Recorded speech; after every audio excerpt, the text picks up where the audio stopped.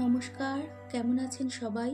নন্দিনীর সাতকাহন থেকে আমি নন্দিনী আপনাদের সবাইকে স্বাগত জানাই। আশা করি যে যেখান থেকে আমার ভিডিওটি দেখছেন সবাই সুস্থ এবং ভালো আছেন। আজকে সকাল থেকে না একটু ব্যস্ততার মধ্যেই আছি, কারণ আজকে হলো জামাই ষষ্ঠী। সকালবেলা উঠে স্নান পুজো করে আগের দিন রাতের বাসনগুলো গুছিয়ে র্যাকে তুলে রাখলাম। আর আমার রান্নাঘরের জানলা দিয়ে না দেখা যায় বাইরে একটা নারকেল গাছে সেই বড় বড় যে মানি প্ল্যান্টগুলো হয় সেই গাছ, যেগুলোর পাতাগুলো মাঝখান দিয়ে ফেটে ফেটে যায়। সঠিক জানি না, মনে হয় এই গাছটাকে মানি প্ল্যান্টই বলে। এত ভালো লাগে দেখতে যে মনে হয় যদি ঘরে একটা থাকতো। একজনকে দিয়ে একটা ডাল কেটে এনে ব্যালকনিতে বড় একটা টবে লাগিয়েছিলাম, কিন্তু বাঁচেনি, মরে গেছে। ডিটক্স ওয়াটারটা ফুটিয়ে খেয়ে নিয়ে বিছানাটা গুছিয়ে নিচ্ছি। ওদিকে হাজবেন্ড আর মেয়ে দুজনেই ঘুম থেকে তাড়াতাড়ি উঠে গেছে। বিছানাটা যদি সুন্দর পরিপাটি করে গোছানো থাকে তাহলে মনে হয় ঘরটাই অর্ধেক গোছানো হয়ে যায়। আর এইদিকে এই ঘরে মেয়ে রাতের বেলা বসে হয়তো কিছু করছিল, দেখুন সব উল্টোপাল্টা করে রেখে দিয়েছে। কি আর বলবো, তাই এই বিছানাটা ভালো করে গুছিয়ে রাখছি। কোথাও থেকে এসে ঘর দুয়ার যদি অগোছালো থাকে তাহলে না আমার মাথাটাই মনে হয় গরম হয়ে যায়। রাতের বেলা এসে যখন দেখব ঘর বাড়ি নিট অ্যান্ড ক্লিনভাবে আছে তখন নিজের না একটা ফ্রেশ ফিল হয়। এই তো সুন্দর করে গুছিয়ে নিয়েছি। আর এই বেড কভারটা আমার খুবই পছন্দের। এটা হাজবেন্ড পছন্দ করে অনলাইন থেকে কিনেছিল প্রায় 6 বছর আগে, কিন্তু এখনও না কালারটা পুরো সেম রয়েছে। এখন একটু সময় নিয়ে ধীরে ধীরে হাতের এক্সারসাইজটা করে নিচ্ছি। যেহেতু হাতে ফ্রোজেন শোল্ডারের ব্যথা রয়েছে, তাই দিনে 4 বার করে এক্সারসাইজ তো আমাকে করতেই হয়। আর সপ্তাহে 3 দিন ফিজিওথেরাপি। তবে জানি না এক্সারসাইজ আজকে কবার করতে পারবো। এক্সারসাইজ করেছি কিন্তু 15 মিনিট ধরে, আর সেটা তো এত সময় ধরে দেখানো সম্ভব নয়, তাই অল্প একটুই তুলে ধরলাম। ভাবলাম আজকে আর জামা কাপড়গুলো কাচবো না, কিন্তু আজকে ঘুরে আসার পর আবার অনেক জামা কাপড় হবে, তাই ওয়াশিং মেশিনে দিয়ে জামা কাপড়গুলো কেচে নিলাম। কেচে ব্যালকনিতে মেলে দিলে রাতে এসে দেখব সব শুকিয়ে গেছে। একটু তাড়াতাড়ি চলে আসলে এগুলো আবার আজকেই গুছিয়ে রেখে দিতে পারবো।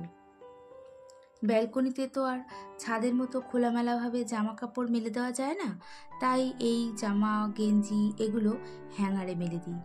এতে অল্প জায়গাতেও সুন্দর করে জামা কাপড় মেলা যায়।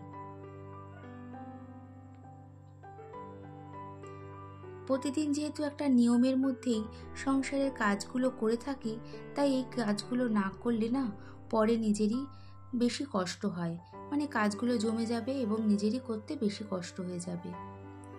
ওয়াশিং মেশিনে কাচাকাচির পর একটা সুতির পরিষ্কার কাপড় দিয়ে ভালো করে ওয়াশিং মেশিনটা মুছে রাখছি। যখনই কাচাকাচি করা হয় তখনই যদি এইভাবে মুছে নেওয়া যায় না, তাহলে জলের বা সার্ফের যে হালকা একটা দাগ হয়ে যায় সেটা আর হয় না। যখনের কাজ তখনই যদি করা যায় তাহলে নিজেরই পরিশ্রম কম হয়, তাই না?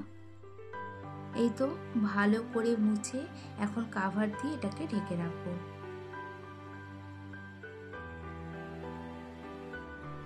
এরপরে সব ঘরগুলোকে ভালো করে পরিষ্কার করে ঝাড় দিয়ে মুছে নিয়েছি। এদিকে হাজবেন্ড আর মেয়ে স্নান করে একেবারে রেডি হয়ে নিয়েছে। আমিও হাত পা ধুয়ে ড্রেসটা চেঞ্জ করে এই তো রেডি হয়ে নিয়েছি। স্নান তো সকালেই হয়ে গেছে, আর ইচ্ছে হলে এরপরে বাড়িতে গিয়ে আরেকবার করে নেব। ভিডিওটি দেখতে দেখতে যদি ভালো লেগে থাকে তাহলে একটা লাইক এবং সাবস্ক্রাইবও করে নিতে পারেন। আর কাজটি যদি আপনি অলরেডি করে থাকেন তাহলে আপনাকে অনেক ধন্যবাদ। বাঁ হাতের ব্যথার জন্য হাতটাকে না বেশি ওঠাতে পারি না, তাই চুল বাঁধতেও খুব অসুবিধে হয়। এদিকে মেয়ে বলছিল শাড়ি পরতে, কিন্তু যা প্রচণ্ড গরম পড়েছে একটু হালকা পাতলা জামাই পরলাম। তারপরে আবার যেহেতু অনেকটা রাস্তা গাড়ি চালাতে হবে তাই এই কুর্তিটাই পরে নিয়েছিলাম। যাই হোক, এদিকে মা বারবার ফোন করছিল যে কখন আসব। আর আমার বোন তো এবার যাবে না, কারণ ওর স্কুল আছে আর ওর হাজব্যান্ডও চলে গেছে, তাই আমরা 3 জনই যাব। আমি আর মেয়ে এই তো বেরিয়ে পড়েছি। হাজব্যান্ড একটু পরে বেরোবে।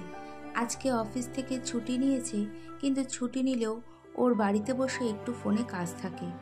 যতই ছুটি নিক না কেন, যেখানেই যাক না কেন, একটা নির্দিষ্ট টাইমে অফিসে বেশ কিছু রিপোর্ট পাঠাতেই হয়।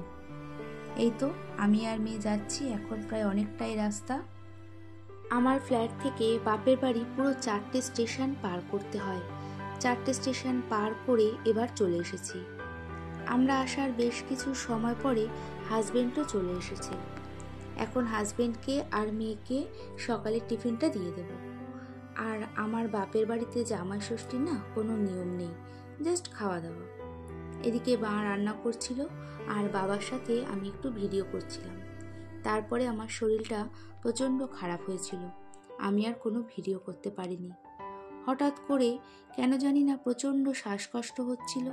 সত্যি বলতে কোনো দিন আমার এমন হয়নি। সারাটা দিন শুয়েছিলাম। সোনার আর মার তো খুবই টেনশন হচ্ছিল। আমিও ঠিক বুঝতে পারছিলাম না কি করব, বাড়িতে থাকবো না ডাক্তারের কাছে যাব। এখন তো কারো শরীরের কথা কিছু বলা যায় না, হঠাৎ করে যে কি হয়ে যায়। এদিকে হাজবেন্ড একটু শ্বশুর বাড়ির দিকে যাচ্ছিল, বলে গেল যে অসুবিধে হলে ফোন করতে। আমার হাজবেন্ড বেশি পদ খেতে একদমই পছন্দ করে না, তাই মাকে বলেছিলাম মাটন রান্না করো আর সাথে 2-3 পদ রান্না করো। গরমের মধ্যে মা একাই সব রান্না করলো। আমি সারাদিন শুয়েই ছিলাম। মেয়ে ভিডিও করবে বলে আমি উঠলাম।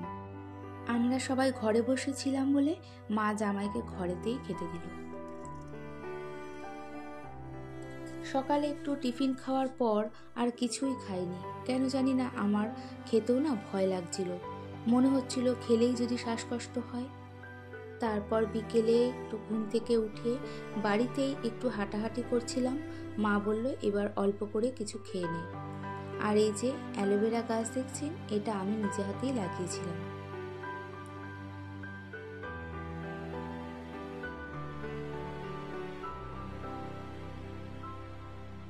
এখন প্রায় 5:45 মতো বাজে। এখন একটু চোখ মুখ ধুয়ে অল্প দুটো ভাত খেয়ে নেব। আমার মার হাতের মাটনটা না আমার খেতে দারুণ লাগে। আমার হাজবেন্ডও বলে মা মাটনটা দারুণ রান্না করে। খেতে তো ভালোই লাগছিল, কিন্তু আবার খেতে না একটু ভয়ও লাগছিল, যদি খাওয়ার পরেই আবার শ্বাসকষ্ট শুরু হয়। এরপর খাওয়া দাওয়া করে একটু মাঠে বসে তাড়াতাড়ি বাড়িতে চলে এসেছিলাম।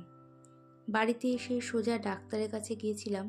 এরকম শরীর খারাপ আমার না কখনো হয়নি, আর এত বছরে এরকম জামাই ষষ্ঠীর দিন এইভাবে কখনো নষ্টও হয়নি। আর মার কাছে গিয়ে যদি মা দেখে যে মেয়ে এরকম অসুস্থ, তাহলে মারই বা শরীরটা কিরকম লাগে, তাই না?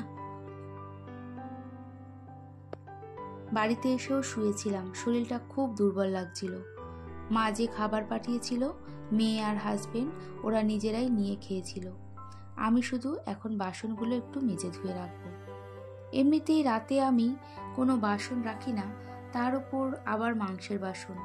আর আমার যেহেতু কোনো কাজের লোক বা হেল্পিং হ্যান্ড নেই, তাই কষ্ট হলেও বাসনগুলো মেজে রাখলাম। ডিশ ওয়াশারটা ঢেলে এখন এই তো জায়গা মতো রেখে দিচ্ছি।